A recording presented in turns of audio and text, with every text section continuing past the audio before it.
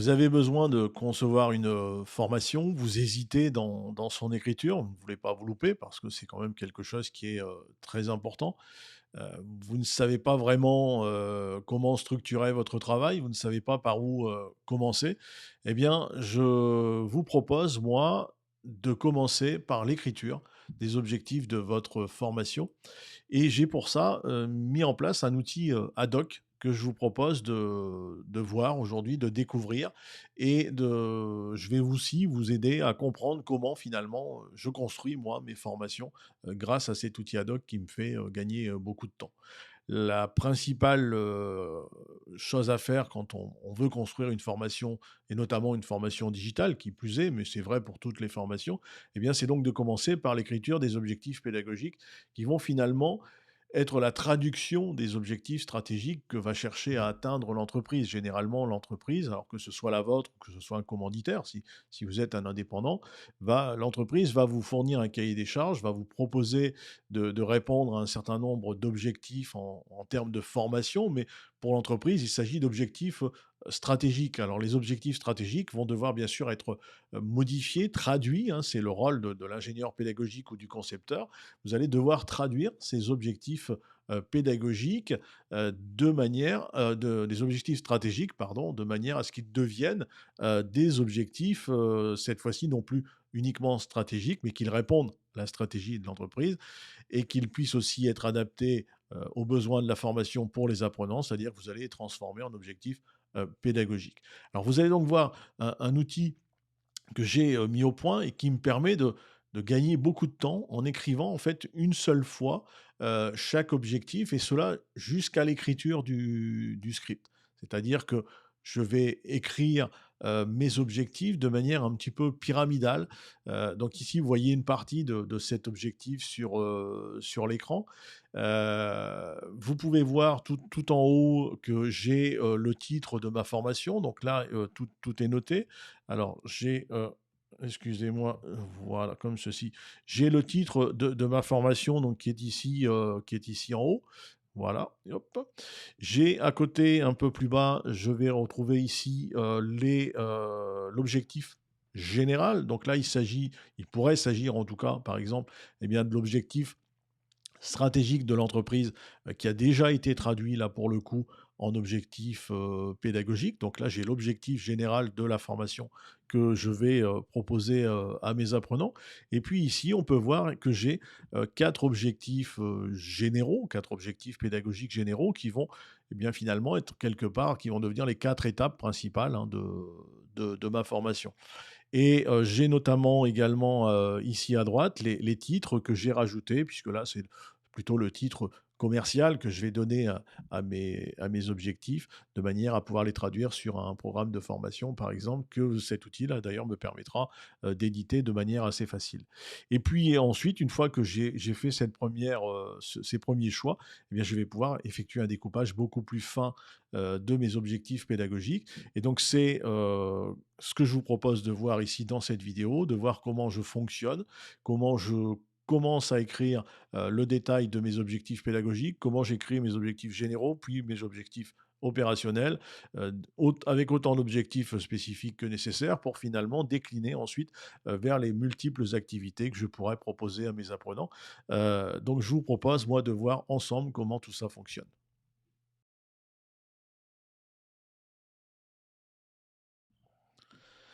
Alors je suis, Éric Pereira, je suis ingénieur pédagogique, je suis formateur depuis un peu plus de 25 ans maintenant et je suis diplômé en ingénierie pédagogique de formation digitale. Je suis un indépendant et mon travail finalement, c'est de répondre à des besoins d'entreprise, des besoins qui sont liés, au domaine de la formation. Donc, j'analyse dans les entreprises, quels sont les besoins de formation qu'ils ont, réellement. À partir de là, ils me fournissent un cahier des charges où je travaille avec eux sur le cahier des charges, qui définit les différentes modalités qu'on va pouvoir mettre en œuvre. On va étudier leur budget et cetera. Voilà tout le travail d'un ingénieur pédagogique et puis surtout, on va en arriver assez rapidement à étayer la formation qu'on va mettre en œuvre en décrivant un premier scénario, en faisant une première scénarisation, une première modélisation, hein. On va démodéliser une première fois la formation. Et donc, pour modéliser cette formation, eh bien, on a besoin, comme je le disais précédemment au début de cette vidéo, on va avoir besoin de traduire, de transformer les objectifs stratégiques de l'entreprise en objectifs de formation, c'est-à-dire en objectifs pédagogiques. Et donc, j'ai mis un outil en place qui va me permettre de faire ça assez rapidement. Cet outil va me permettre surtout finalement donc de décrire, mes objectifs pédagogiques de manière très, très simple avec un découpement, pyramidal. C'est-à-dire que ça va me permettre de déterminer si j'ai besoin, de mettre en place des objectifs, de manière à respecter une méthode déductive, mais aussi une méthode inductive, tout en étant, dans un premier temps, libéré de cette contrainte puisque, la priorité, c'est d'abord de définir les différentes étapes. Et puis ensuite, une fois que je vais rentrer dans le script, et ça sera l'objet d'une seconde vidéo que je vous proposerai, très, très rapidement, et en live d'ailleurs, ce qui nous permettra d'échanger si ça vous intéresse sur le sujet. Là, à ce moment-là, on viendra détailler l'ensemble des activités et en faisant justement ces choix de méthode inductive ou de méthode déductive.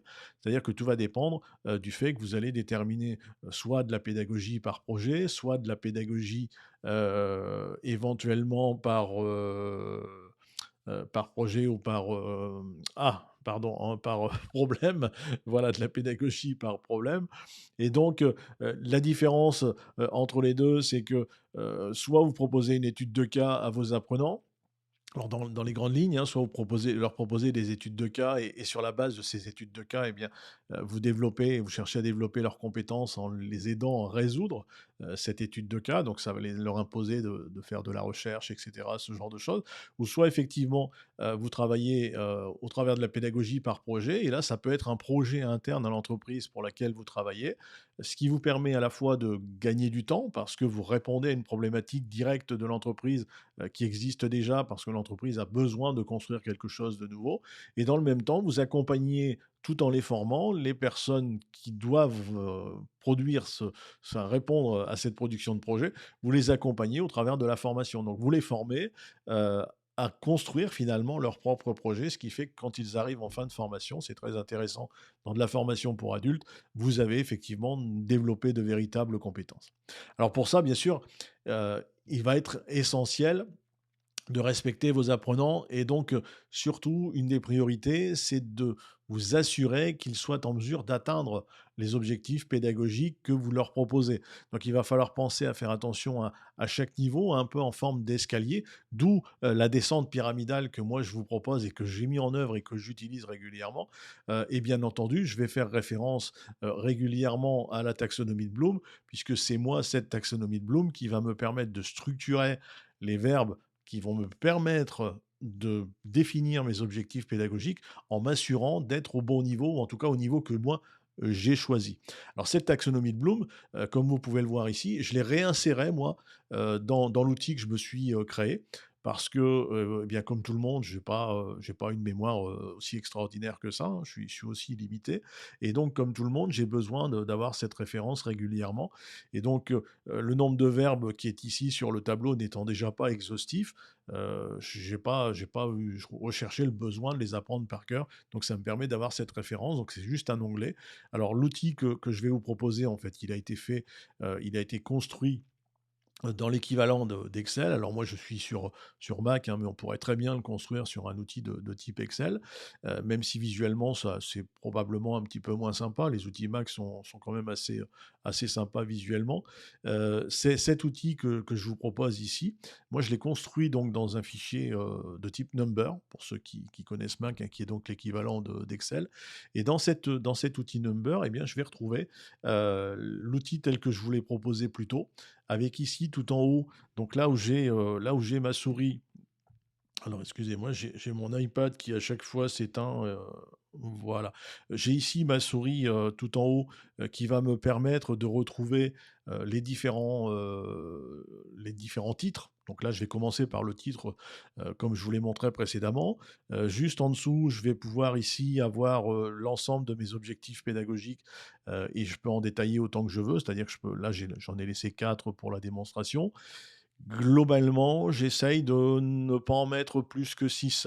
Alors pourquoi ne pas en mettre plus que 6? J'essaye presque de m'imposer cette limite parce que j'estime que si j'ai un découpage qui m'impose un nombre d'objectifs généraux trop important à l'intérieur d'une même formation, il risque d'y avoir un problème au moment de la formation pour certains apprenants qui auraient du mal à les suivre, l'écart étant tellement important du début à la fin.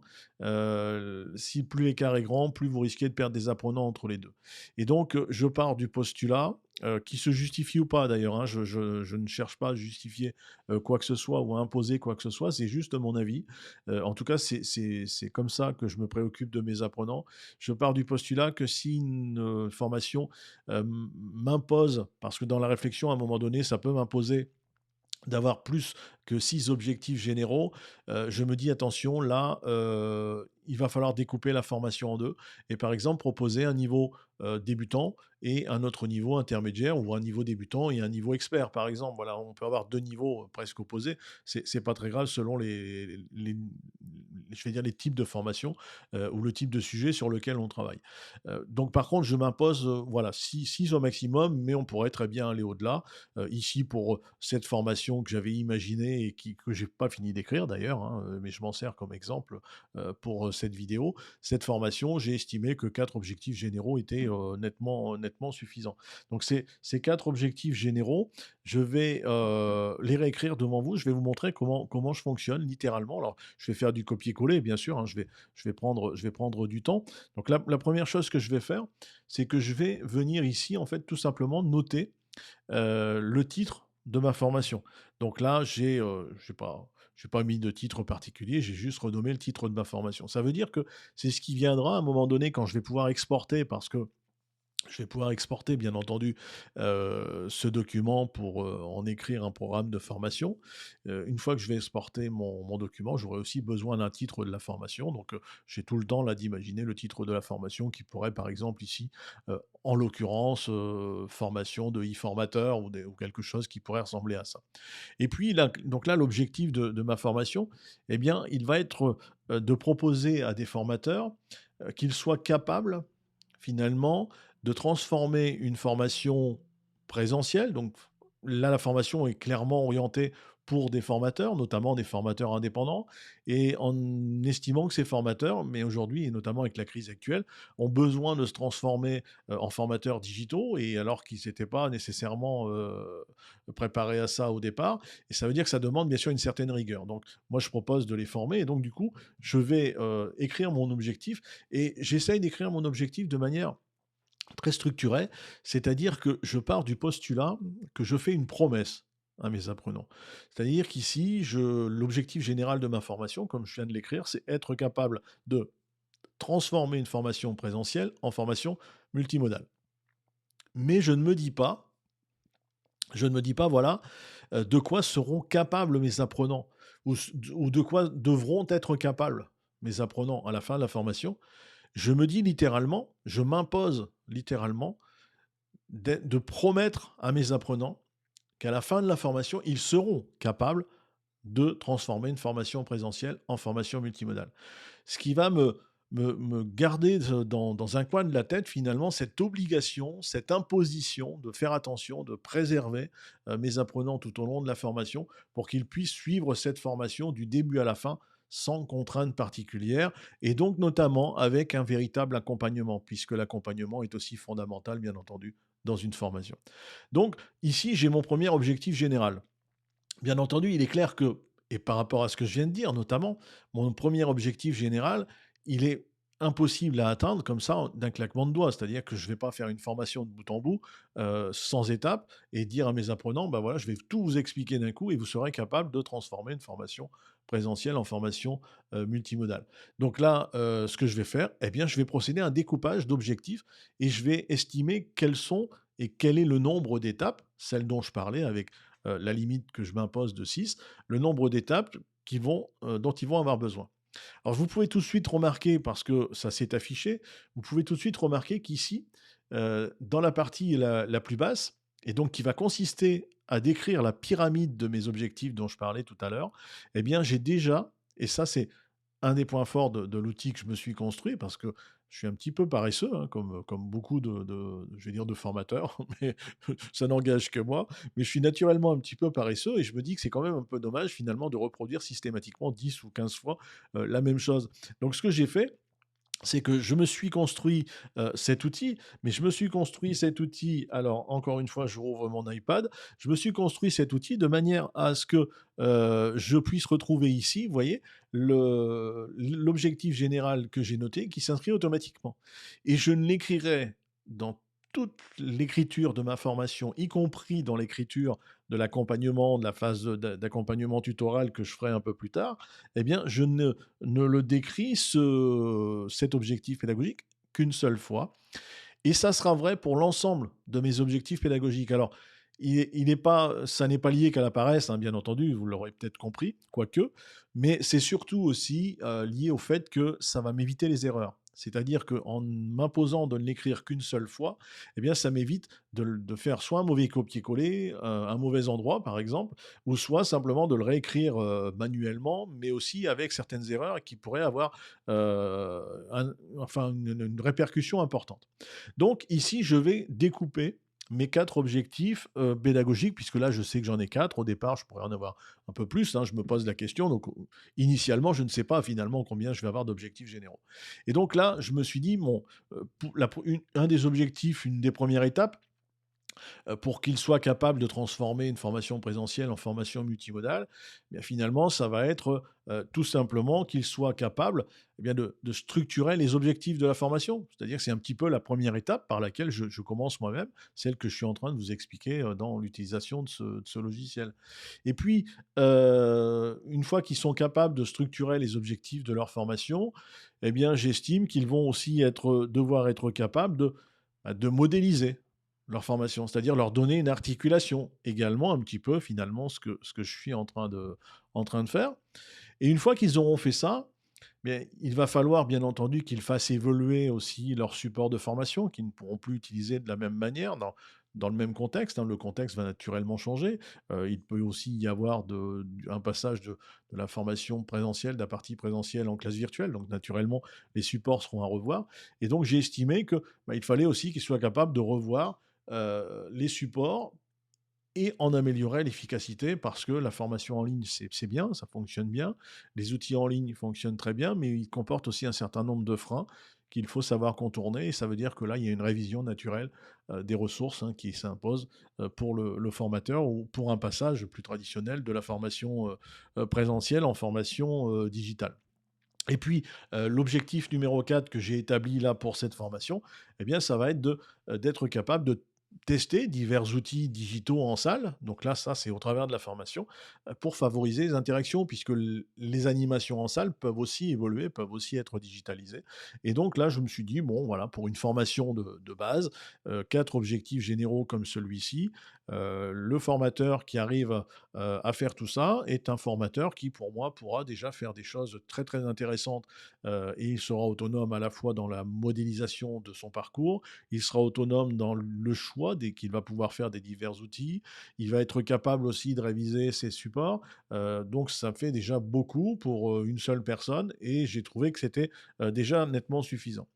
Vous pouvez voir aussi que quand j'ai noté ici mes objectifs, donc mes objectifs généraux, 1, 2, 3 et 4 qui sont ici, alors c'est dommage que cet iPad ne reste pas allumé à chaque fois. Donc quand j'ai noté mes objectifs généraux qui sont ici, vous pouvez remarquer que, alors voilà, je suis ici, hop, vous pouvez remarquer que ça s'est également écrit, encore une fois, tout comme pour l'objectif, principal, ça s'est écrit une nouvelle fois pour mon objectif général. Et si je descends, eh bien on va voir que mes 4 objectifs sont marqués de la même manière, puisque ici, alors je vais m'arrêter dans le cercle que j'avais fait précédemment. Voilà, ici j'ai le 2e être capable de modéliser sa formation. Là, j'ai mon troisième qui va ici être capable de réviser ses supports pour améliorer leur efficacité. Et puis je retrouve ici mon quatrième qui est être capable de tester les outils digitaux en salle de formation. Et on voit bien que ce découpage-là commence à prendre forme et que je vais pouvoir continuer puisque j'ai des espaces à côté hein, qui vont ici me permettre de venir noter mes objectifs opérationnels et puis ensuite mes objectifs spécifiques. Alors mes objectifs opérationnels, eh bien par exemple pour celui-ci, je vais découper à nouveau puisque là j'ai mon objectif pédagogique, donc mon premier, qui est être capable de structurer les objectifs de sa formation. Mais ça implique bien entendu un certain nombre de connaissances, hein, de savoir, voire même de savoir-faire, ce qui n'est pas nécessairement vrai en entrant en formation. Donc, je vais découper mes objectifs stratégiques en objectifs pédagogiques. Et donc, pour ça, ce que je vais faire, je vais venir ici chercher voilà, mon objectif opérationnel. Alors, opérationnel, pourquoi? Eh bien, parce que là, je le décris de cette manière-là. J'ai écrit, alors je vais supprimer ce que j'ai noté précédemment. C'est pas la peine de laisser plein de gribouillis à l'écran.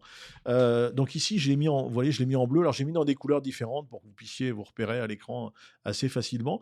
Et donc là, je propose à mon apprenant finalement qu'il soit capable d'expliquer ses choix pédagogiques. Ça, c'est mon premier objectif opérationnel. Et puis, bien sûr, ça ne sera pas suffisant pour être capable de structurer sa formation et donc ses objectifs de formation. Donc, moi, j'estime qu'il doit aussi être capable, finalement, eh bien, d'expliquer les différentes méthodes déductives et inductives aussi, parce que des objectifs pédagogiques, ça peut se travailler de manière différente. Par contre, il faut être capable d'en justifier à chaque fois les raisons. Et puis, bien entendu, il va aussi devoir être capable de trouver les ressources adaptées, donc être capable de sélectionner des ressources efficaces. C'est-à-dire que là, quand on va arriver dans la phase de script, dans la description des activités qu'on va proposer aux apprenants, il va falloir inévitablement qu'on soit capable d'aller chercher les ressources adaptées, les ressources ad hoc. Donc ici, j'ai 3 objectifs opérationnels et donc 3 objectifs opérationnels que je pourrais évaluer. C'est-à-dire que ça me sera facile d'évaluer si la personne, si l'apprenant, donc le formateur en l'occurrence, s'il est capable d'expliquer ses choix pédagogiques. Ça veut dire que là, je réfléchis déjà à l'évaluation que je vais pouvoir faire au travers des objectifs que je vais proposer. Je ne me contente pas simplement de me dire, voilà, je vais proposer des objectifs pédagogiques. Je me dis, attention, il y a une chose importante, il va falloir que je procède à un alignement pédagogique entre les objectifs pédagogiques que je cherche à atteindre et que je désire que mes apprenants atteignent et l'évaluation que je vais pouvoir en faire. Et donc, en fait, je vais partir maintenant de l'évaluation. C'est-à-dire que là, ce que je veux, c'est que mon apprenant soit capable de m'expliquer ses choix pédagogiques. Je pars du postulat qu'il ne sait pas quels sont ses choix et comment les justifier à l'entrée de la formation. Donc, qu'est-ce que je vais lui mettre à disposition? Qu'est-ce que je vais évaluer à la fin? Je vais évaluer ça. Donc, qu'est-ce que je vais lui mettre à disposition maintenant? Eh bien, je vais lui mettre à disposition un certain nombre d'autres objectifs qu'il va devoir travailler, que je vais appeler moi objectifs spécifiques. Et donc, le premier objectif spécifique que je vais lui permettre de travailler, ben, ça va être finalement l'amener à ce qu'il soit capable de discriminer les différentes approches pédagogiques selon les apports des principaux pédagogues. C'est-à-dire que je vais lui mettre à disposition un certain nombre de ressources, d'activités qui vont l'amener à aller faire éventuellement des recherches, ou ça peut être simplement de la lecture, mais ça, je verrai ça plus tard. Et ce que je veux, c'est qu'il soit capable eh bien, de comprendre quelles sont les différentes approches pédagogiques, pourquoi on va parler de behaviorisme, pourquoi on va parler de constructivisme ou de socio-constructivisme, etc. Et ce sont des choses qui ne sont pas innées chez le formateur qui n'a pas été formé. Et donc, si je veux qu'il soit capable d'expliquer ses choix pédagogiques, j'ai besoin qu'il connaisse cela. Et puis, bien sûr, parce que ça n'est pas suffisant, eh bien, je vais lui demander aussi qu'il soit en mesure, je vais me débrouiller pour qu'il soit en mesure de m'expliquer quels sont les différents modèles pédagogiques. Donc là, j'ai parlé d'abord d'approche, maintenant je vais parler de modèles pédagogiques. Et puis, je vais aussi bien sûr partir sur quelque chose qui me semble, moi, essentiel en termes de structuration des objectifs. Eh bien, je vais lui demander à ce qu'il soit capable de me décrire la taxonomie de Bloom. Donc, il me restera ici derrière ces 3 objectifs spécifiques, à décrire un certain nombre d'activités qu'ils pourront mettre en œuvre et ces activités vont me permettre aussi de définir la durée de ma formation. Parce que pour l'instant, on peut remarquer que j'ai ici, en termes de durée de formation, j'ai 0. Alors là, j'ai 1 heure, c'est parce que c'est déjà un peu rempli du côté du script, mais je vais aller vous le montrer tout de suite. Par contre, pour l'instant, je n'ai pas encore la durée de ma formation et ça n'est pas à ce stade que je suis en mesure de définir la durée de ma formation. La durée de ma formation sera déterminée par la durée des activités que je vais proposer à mes apprenants. Et donc, pour poursuivre, eh bien, ce que je vais faire, je vais construire mes objectifs de la même manière, Alors je vais prendre les 3. Je vais faire les 3 d'un coup pour gagner du temps. Je vais même chose pour mes 3, pour mon objectif opérationnel suivant, qui est donc être capable d'expliquer les différences entre méthode déductive et inductive. Eh bien, pour qu'il soit capable de m'expliquer ça, il faut que je lui apprenne, enfin, il faut que je l'aide à apprendre comment expliquer les différences entre pédagogie active et passive, choisir les méthodes d'adaptation publique, etc. Et donc, à partir de là, il sera à un moment donné capable, lui, de m'expliquer correctement les différences entre les méthodes inductives et les méthodes déductives. Et donc, je vais faire avancer ma formation avec ce raisonnement, avec cette réflexion. Je vais décrire l'ensemble de mes objectifs opérationnels, puis l'ensemble de mes objectifs spécifiques. Bien entendu, ça prend du temps parce que ici, je fais du copier-coller parce que j'ai déjà eu ce raisonnement en amont. Néanmoins, ça prend du temps, ça prend un temps de réflexion. Mais l'avantage de cet outil que j'ai mis en place, c'est que on n'a pas besoin de réécrire, on n'a pas besoin de réfléchir à nouveau plus tard quand on va arriver sur la phase de script à ce qu'on va faire, puisque pour la phase de script, et ça, je vous proposerai, moi, de le voir dans une prochaine vidéo, et je vous ai dit tout à l'heure, cette vidéo, je vous la proposerai en live, ce qui nous permettra d'avoir un véritable échange, et vous pourrez me poser toutes les questions qui vous viendront en tête à ce moment-là. Et quand je vais cliquer sur mon onglet script, puisque je vous ai dit qu'il s'agissait d'un outil de type Excel, si je clique sur mon onglet script, vous voyez que très clairement, eh bien, je vais retrouver ici, par exemple, mes fameux objectifs opérationnels. Donc ici, j'ai être capable de discriminer, alors ça, c'est ma cellule, voilà, être capable de discriminer mes différentes approches pédagogiques. Et on va voir dans la prochaine vidéo, je vous montrerai comment, eh bien, voilà, j'ai mis en place des onglets pour choisir les différentes activités, comment aussi je vais accompagner mes intervenants, mes apprenants, pardon, comment je vais les accompagner, qu'est-ce que je vais mettre en place en termes d'objectifs tutoral, etc. Pourquoi je l'ai, par exemple, ici, présenté les différentes méthodes appropriées, et tout le reste, vous verrez que tout le reste va presque s'écrire tout seul. Donc ça sera l'objet d'une prochaine vidéo qui sera peut-être un petit peu plus longue parce que là, il y a un peu plus de détails, plus d'explications et aussi plus de possibilités. Mais voilà comment fonctionne cet outil, voilà comment moi je construis aujourd'hui mes formations. Je suis arrivé au terme de cette vidéo-là. Si cette vidéo vous a plu, si vous avez des questions à me poser, eh bien n'hésitez pas à les laisser en commentaire. Si cette vidéo vous a plu, bah, mettez un petit pouce parce que ça fait toujours plaisir. C'est toujours sympa de voir que finalement on fait les choses et que ces choses-là peuvent être utiles à certaines personnes. Si vous avez des questions d'ici la prochaine vidéo, donc le live, concernant la phase plus détaillée qui va nous permettre d'avancer sur le script, eh bien n'hésitez pas, j'y répondrai avec plaisir. Et puis si vous le désirez, n'hésitez pas non plus à me rejoindre sur les différents réseaux sociaux, que ce soit LinkedIn, Twitter, Facebook, même si je suis un peu moins sur Facebook, ou encore ici sur YouTube si vous le désirez. Je vous remercie de m'avoir écouté. J'ai eu grand plaisir à faire cette vidéo. J'espère que vous aurez eu grand plaisir à la suivre et à me suivre à l'avenir sur les prochaines vidéos et notamment le prochain live sur ce même sujet. À très bientôt.